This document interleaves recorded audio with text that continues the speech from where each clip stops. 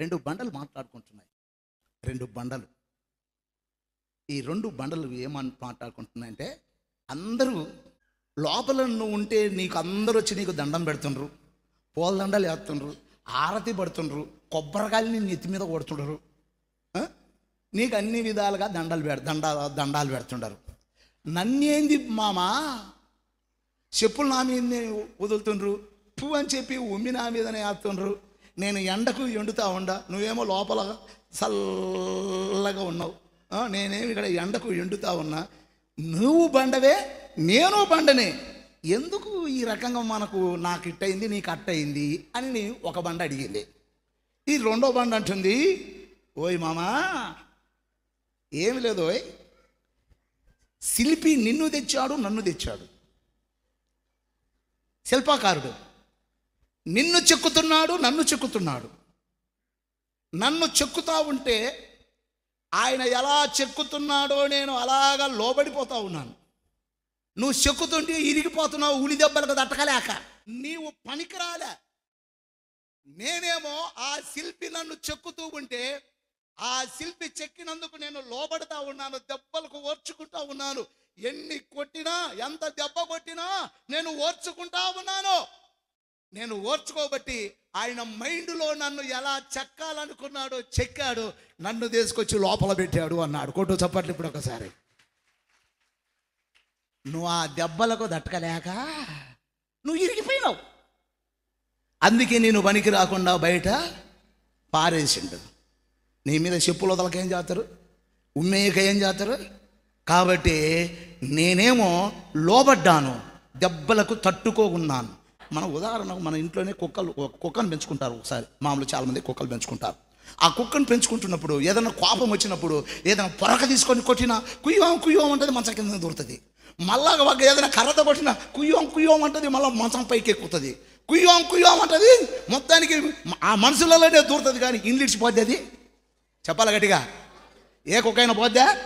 విశ్వాసం కలిగిన ఆ యొక్క కుక్క అయితే, విశ్వాసం కలిగిందైతే ఆ ఇంటిని విడిచిపెట్టి ఎంత కొట్టినా ఇంటిని విడిచిపెట్టి పోదు.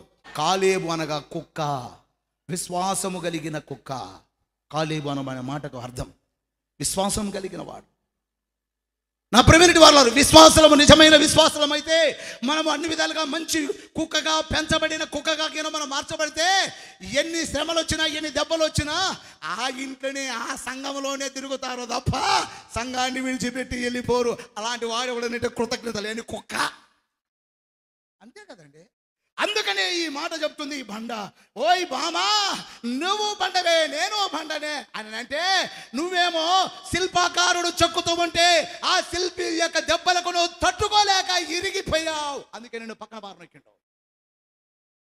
నేనైతే ఆయన ఎంత దెబ్బలు కొడుతున్నా నేను తట్టుకొని ఉన్నాను ఇవాళ. అందుకే నన్ను అనగా గుళ్ళో పెట్టారు, నాకు దండం పెడుతున్నారు, చల్లగా నేనున్నాను. నువ్వు దెబ్బలకు దట్టకలేకపోయినా ఏంది నువ్వు మాట్లాడేది అంటుంది ఈ బండ. స్తోత్రం చెప్దామా నా ప్రియమైన వారులారా? అందుకని ఆ శిల్పి ఎవరంటే దైవ సేవకులమైన దేవుడు మమ్మల్ని సేవకుడిగా నిలబెట్టాడు. ఎప్పుడైతే సేవకులమైన మీరు బాగుండాలని, మిమ్మల్ని పరలోక రాజ్యము తీసుకుపోవాలని, నెమ్మది కలిగి ఉండాలని, అన్ని విధాలుగా మీకు అనేక విధాలమైన ఘాటుగా గద్దించి బుద్ధి చెప్పి మిమ్మల్ని అన్ని విధాలుగా దేవుని వాక్యము ద్వారా సరిచేస్తున్నప్పుడు, ఎప్పుడైతే ఎవరైతే లోబడతారో వారికి పరలోక రాజ్యములో ఆ స్థానం ఉంది. కొట్టు చెప్పండి ఇప్పుడు ఒకసారి. పరలోకంలో స్థానం ఉంది వాళ్ళకు. నాకు లేదనుకో నేను భుషించుకుంటుండు అంటే నువ్వు బయట ఇసిరిని ఒకడమే, బయట ఇసిరిని ఒక పడతావు, చెప్పులు వదలడమే నీ మీద, పువ్వు అని చెప్పి ఉమ్మేయడమే నీ మీద.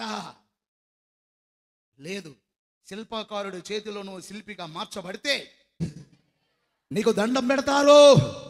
నా ప్రియమైనటువంటి సహోదరి సహోదరులారా, అందుకనే ఆ శిల్పి చేతిలో మనం చెక్కబడాలి, తట్టుకోవాలి.